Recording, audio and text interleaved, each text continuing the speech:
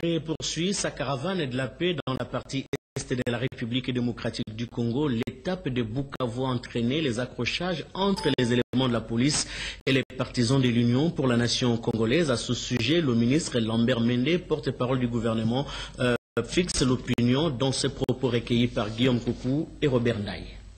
Il y a eu à Bukavu hier une opération de rétablissement de l'ordre public assez musclée au niveau de la place de l'Indépendance, mais il n'y a pas eu de mort.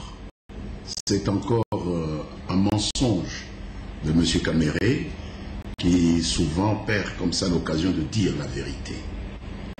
Aujourd'hui, le comité de la Croix-Rouge provinciale a fait le tour de tous les établissements hospitaliers de Bukavu. Malheureusement pour M. Kamere et son UNC, hier et aujourd'hui, il n'y a pas eu un seul mort dans tous les établissements, même accidentels ou même naturels. Donc, résultat, M.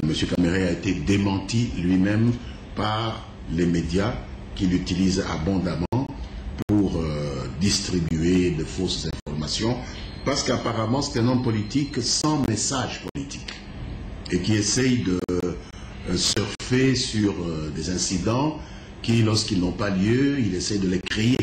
Il a été à Goma, rien ne lui est arrivé, à Kanyaruchinya, à Nyiragongo, à Beni, à Butembo, et je pense qu'il y a eu chez lui une sorte de peur, panique, à l'idée qu'il allait terminer sa tournée sans incident. Or, il n'y a pas de message, à part les injures dont il arrose le président Kabila et ceux qui l'entourent, et donc il lui fallait absolument un incident, au besoin un peu du sang. Malheureusement, le professionnalisme de notre police a fait que, même s'il y a eu quelques blessés, il n'y a pas eu de mort à Bukavu à l'occasion des incidents délibérément provoqués par M. Kamere pour faire parler de lui, comme à son habitude.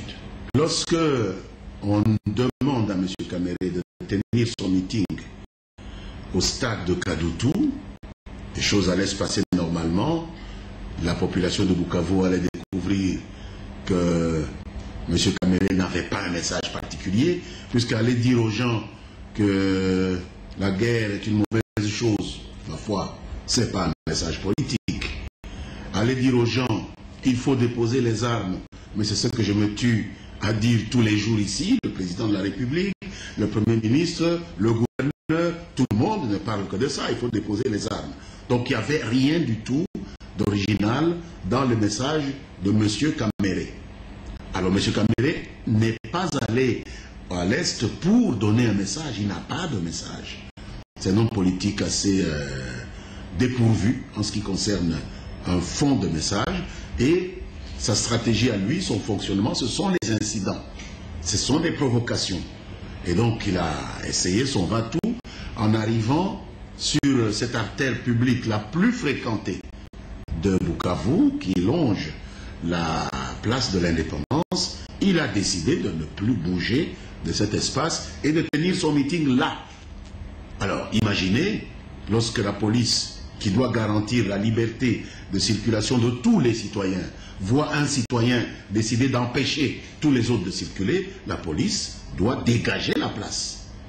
Et lorsqu'on lui a fait remarquer qu'il ne pouvait pas tenir son meeting à cet endroit pour ne pas bloquer la circulation de tous les autres habitants de Bukavu, ces partisans ont attaqué la police.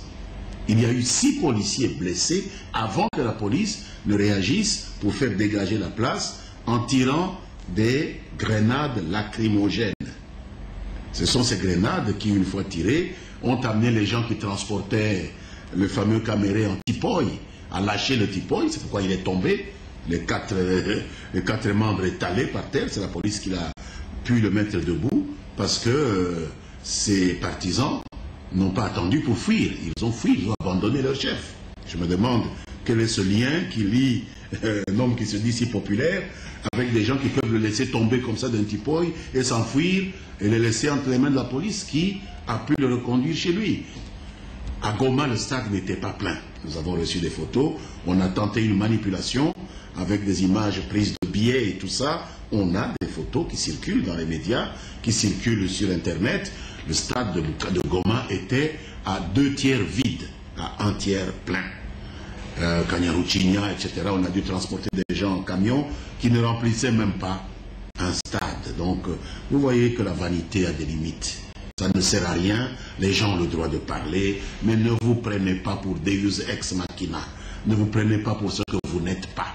Si vous n'êtes pas encore arrivé à un certain niveau, grimpez les échelles lentement. Donc je pense que c'est aussi une tournée de désillusion, une tournée de grandes leçons pour notre apprenti président de la République. Qui sait? Un jour il le deviendra, quand il retrouvera une tête bien froide pour réfléchir à la relativité des choses.